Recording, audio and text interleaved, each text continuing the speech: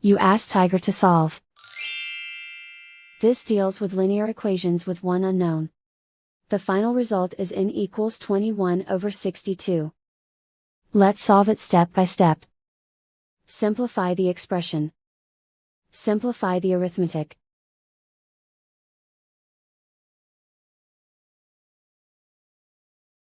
Swap sides.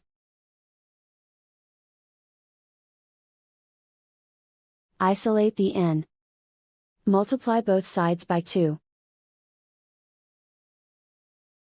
Group like terms.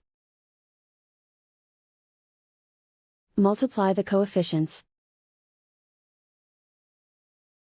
Simplify the fraction.